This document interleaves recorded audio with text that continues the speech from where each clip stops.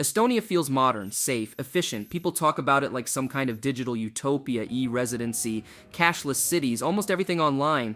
But when you spend enough time looking, there's something else beneath the surface. A kind of silence, not peaceful, the other kind. The kind that makes you wonder who's watching. People avoid certain topics, the old Soviet bunkers, mostly sealed now.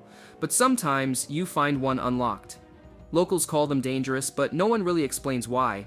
Or the missing people, mostly women, mostly young. They vanish, and after a while, everyone stops asking. What's strange is how normal it all looks. The streets are quiet, clean, but every now and then, you notice the cameras. You notice people lowering their voices when a name comes up, or a subject. People who once lived here but left suddenly. No one mentions them anymore, and the more you ask, the more you realize. Estonia doesn't feel like a place where something happened, it feels like a place where something is still happening, and no one wants you to see it. Estonia is known as one of the most digital countries in the world, but for years, it quietly became something else too, one of the biggest money laundering hubs in Europe. It started with the banks. Estonia's banking system was efficient, modern, and trusted by foreign investors, especially Russian investors. Between 2007 and 2015, billions of euros flowed through Estonian branches of major European banks. But that money wasn't clean. It came from Russian criminal networks, corrupt politicians, and sanctioned oligarchs. And Estonia's banks didn't stop it, they made it easy. One bank, Danske Bank's Estonian branch, handled over 200 billion euros in suspicious transactions. Officials knew, auditors flagged the activity, but for years no one acted. Bank employees were told to look the other way. Some were threatened, others were paid. When journalists finally exposed the scandal in 2018, the numbers shocked the world. But inside Estonia, people weren't surprised. Locals had watched luxury properties bought overnight, expensive cars appearing on quiet streets, new foreign investors who rarely showed their faces. After the scandal broke, Danske Bank closed its Estonian operations. Other banks followed. The government promised reforms, investigations started, but very few people were arrested, billions were already gone, because the truth is simple. Estonia's clean digital system worked perfectly for criminals. And for years, the country that marketed itself as Europe's most transparent quietly became its easiest place to hide dirty money. At night, Estonia's clubs feel safe, controlled, everything seems organized. But behind the clean doors and polished floors, organized crime runs the show. The Estonian mafia isn't as loud as it used to be. They don't fight in the streets anymore. Now they control businesses, nightclubs, bars, private security firms, places where people go to relax, drink, and forget what's outside. But inside those walls, human trafficking and drug deals are routine. It's not hidden, it's organized. Young women from Russia, Ukraine, and Southeast Asia are brought into Estonia with promises of jobs. Once here, they're forced to work in back rooms, some in the clubs, others in nearby apartments. Police know. Sometimes officers themselves are paid to protect the clubs. Sometimes they're customers. Drugs move just as easily. Cocaine, synthetic pills, heroin. Gangs supply the clubs using their own security staff to distribute. If fights happen, they're handled inside. No police calls, no reports. Local police claim they're cracking down, but most raids are symbolic. When pressure builds, gangs shift operations to a new location. Sometimes they move across the border into Latvia or Russia for a while, then return. The clubs aren't the only cover. Car dealerships, strip clubs, and security companies also serve as fronts. Money laundering, human trafficking, and drug distribution are all hidden inside legitimate businesses, and the people running them aren't anonymous. They're businessmen, respected, untouchable. In 2019, a journalist from Tallinn tried to expose one of the larger trafficking networks linked to a major club chain. Weeks later, she received threats. Then, her apartment was broken into. No arrests followed. Her newspaper dropped the investigation. Officials know the power of these crime groups. Many are former enforcers from Soviet times. Others are newer, more corporate, but the system hasn't changed. Bribe the right people, keep the violence quiet, and business continues. In Estonia, organized crime isn't in the shadows, it's in the VIP section, and no one's checking who's on the guest list. During the Soviet occupation of Estonia, thousands of people simply vanished. Political prisoners, dissidents, entire families, many were executed, but not all the bodies were found. Soviet mass graves are scattered across Estonia's forests. Some were discovered accidentally years later by hikers or construction workers. Others remain hidden. Local historians believe many of the sites are known to officials, but quietly ignored. One of the largest known graves is in Tartu, Over 150 bodies were uncovered in 1991, shortly after Estonia regained independence. They were prisoners, shot and dumped by Soviet forces retreating from the area. Another grave near Rakvere held over 60 civilians, their hands tied behind their backs. But those are just the sites that have been found. Locals tell stories of unmarked graves in dense forests, of Soviet trucks seen late at night during the occupation, bodies taken into the woods and never seen again. Witnesses were too scared to speak then. Some are still scared now. Officially, Estonia has never launched a full national investigation to locate these missing graves. Funding is limited. Political will is even weaker. Some say the government doesn't want to reopen wounds, others say there are too many sites to count. What's clear is that many families still don't know where their relatives are buried.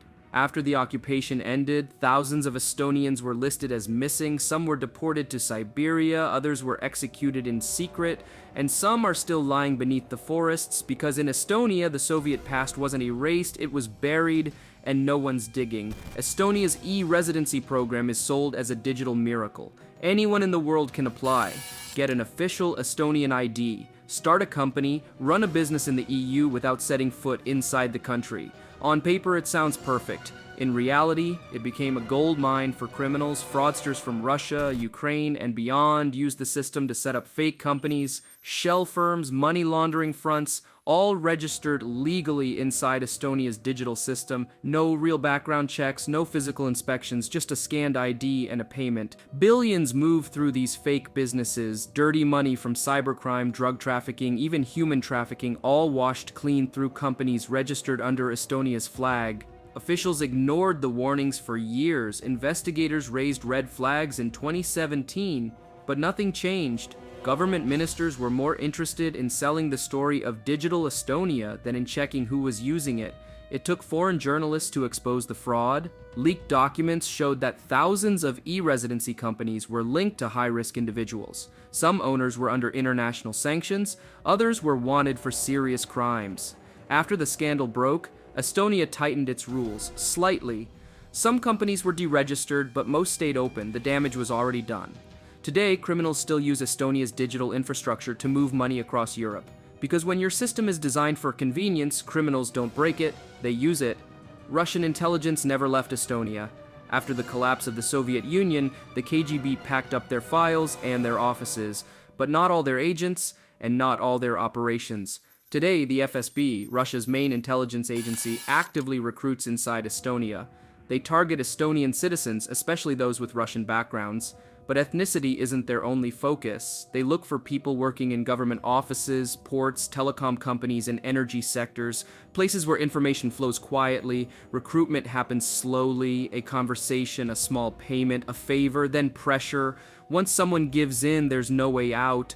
In 2014, Estonia's own internal security service confirmed that Russian spies had infiltrated parts of the Estonian state. Several officials were caught passing classified information to Moscow.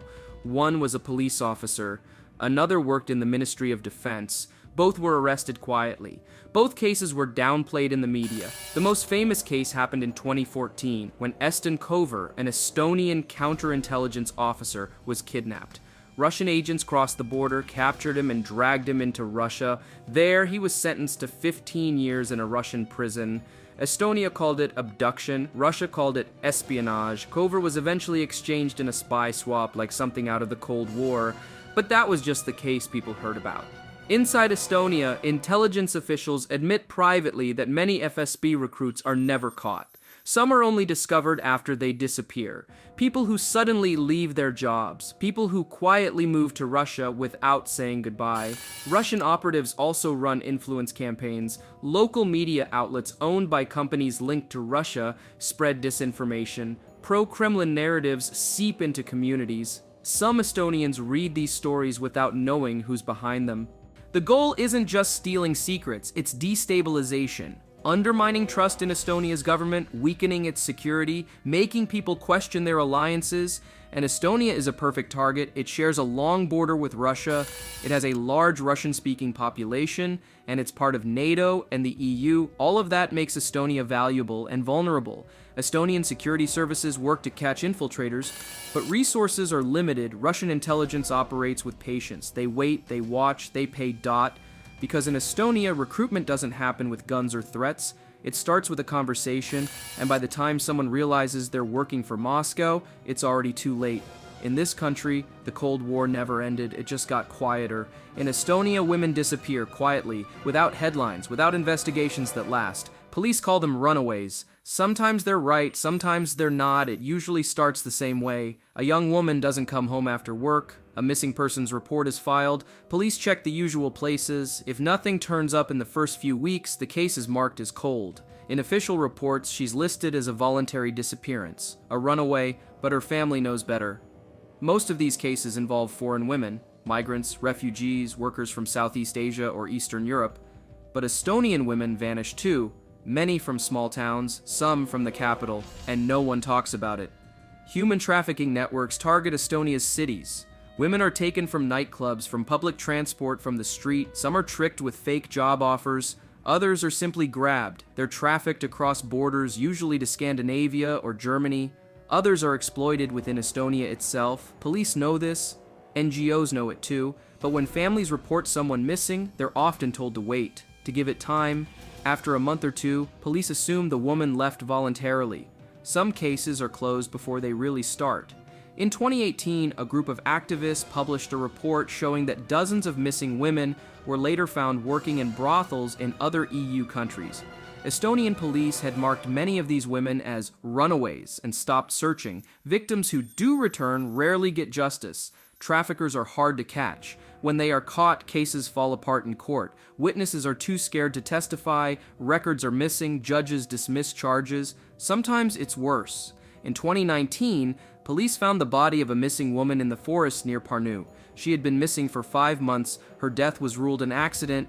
Her family believed otherwise. The government promises action, new policies, better monitoring, but on the ground, nothing changes. Missing person reports still vanish in bureaucracy. Families still wait for answers that never come. Part of the problem is corruption. Trafficking networks are protected.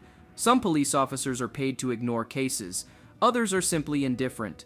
If a woman is foreign or from a poor background, police assume she chose to disappear. Meanwhile, traffickers know the risks are low. Women can vanish from Estonia's streets without anyone really looking, and those left behind, they learn the hardest truth. In Estonia, when a woman goes missing, she isn't considered a victim. She's considered a problem that solved itself. In Estonia, most people believe they're free. Free to speak, free to work, free to move without anyone watching. But that belief isn't entirely true because in the background, quietly and efficiently, the state watches its own people. Estonian security services operate some of the most advanced digital surveillance programs in Europe. Officially, this is to protect against foreign threats, Russia, cyber attacks, terrorism, but quietly, surveillance extends to others, political activists, journalists, protesters, people considered sensitive or high risk to national security. Their emails are read, their calls are logged, their movements tracked. The system is sophisticated. Estonia's digital infrastructure makes monitoring easy. Every citizen's data flows through state-controlled platforms, health records, bank transfers, identity systems. Surveillance isn't something added to life here, it's built into the structure of society itself. Most people don't know it's happening, there's no warning, no notifications. People assume their data is safe, but behind the screens, security agencies access it in silence. Sometimes for good reasons, sometimes not. Reports have surfaced over the years, leaks showing that the Estonian Internal Security Service tracks peaceful political activists, environmental protesters, journalists critical of the government. Officially, nothing illegal has been done. But when people who challenge authority find their devices compromised, when reporters find their sources exposed, it becomes clear not everyone is treated like a citizen. Some are treated like threats. There are stories. A journalist covering corruption suddenly finds her private messages leaked. An activist protesting against government land policies is quietly barred from certain jobs. People in small towns who oppose local developments find their bank accounts flagged for security reviews, and when questions are asked, the state refuses to comment. National security, sensitive information, case closed. The surveillance doesn't stop at data. Facial recognition cameras are expanding. Drones patrol forests and borders. AI monitors traffic and public spaces. Citizens don't see the operators, but the operators see them. What makes it more unsettling is the silence around it. There's no debate in Estonia about surveillance, no national conversation. People trust the digital state, but that trust is being used slowly, quietly. In Estonia, the surveillance state doesn't look like a dystopia, it looks like efficiency, and by the time people realize they're being watched, it's too late. Because here, freedom isn't the absence of control, it's the illusion of privacy. And the system is already listening. Across Estonia's forests, relics of the past remain hidden. Soviet-era military bunkers, built during the occupation, still sit beneath the ground. Some are sealed, some aren't, but what's happening inside them now has nothing to do with history. Criminal gangs have quietly taken over many of these abandoned bunkers. They use them for trafficking, drug storage, and illegal weapons trading. Hidden beneath trees, away from towns, they're the perfect location. No cameras, no witnesses, and no police. Locals sometimes hear stories. People talk about strange trucks arriving at night, unmarked vehicles moving heavy cargo into the hills. People say you shouldn't walk too far from the old roads. Too many places where no one will hear you. The police know. They know where some of the bunkers are, but they stay away. Officially, it's about safety. The old bunkers are unstable, dangerous. That's the excuse. Unofficially, some officers are paid to avoid certain sites. Others are told not to ask questions. In 2021, an investigative journalist found one such bunker near Narva being used as a weapons store by a local gang. His report never aired. He was warned off the story. He left the country weeks later. During the Soviet era, these bunkers stored missiles. Now they store heroin. In Estonia, the Cold War didn't end. It changed owners. In Estonia, some missing children aren't reported. Some are simply erased. The state's foster care system, designed to protect vulnerable children, has become a quiet feeding ground for trafficking networks. Children in state-run homes vanish. Officially, they're relocated or adopted. In reality, some are trafficked. It starts inside the system itself. Records are falsified. A child is marked as transferred to another home, another district. No checks, no questions. Months later, that child is gone, maybe smuggled into Scandinavia, maybe exploited inside Estonia. NGOs have raised alarms for years. Their reports show that children in state care are at extreme risk of exploitation. Some are used for forced labor, others for prostitution. Some children who escape describe being sold by caretakers to visitors who came at night. Police deny it. They say these children are runaways, that no crimes are happening, but insiders know the truth. Some of the traffickers work inside the system, others pay who do. In 2018, one children's home outside Tallinn was quietly shut down after allegations that staff were selling access to girls in their care. No arrests followed, the case was buried. Today, families who try to adopt face years of bureaucracy, but traffickers, they get access immediately. In Estonia, children in state care don't disappear, they're sold. So that's Estonia, not the digital utopia, not the clean, efficient country people imagine, the real version, the one hidden just beneath the surface, a country where billions in dirty money were laundered through trusted banks, where nightclubs double as trafficking hubs, where Soviet graves still lie buried in forests no one dares to search, where Russian intelligence recruits locals in silence, where women and children vanish and police stop searching after a few weeks, where the government watches its own citizens quietly through screens they trust, and where old bunkers now store drugs instead of weapons. It's a country that sells itself as transparent, but transparency doesn't mean you can see the truth, it means you never think to look. If this changed how you see Estonia, share this video. Let more people see what's hidden behind the digital slogans. And if you want more stories like this, the ones people aren't supposed to know, subscribe. Because Estonia isn't the only country keeping secrets. It's just the next one we've exposed.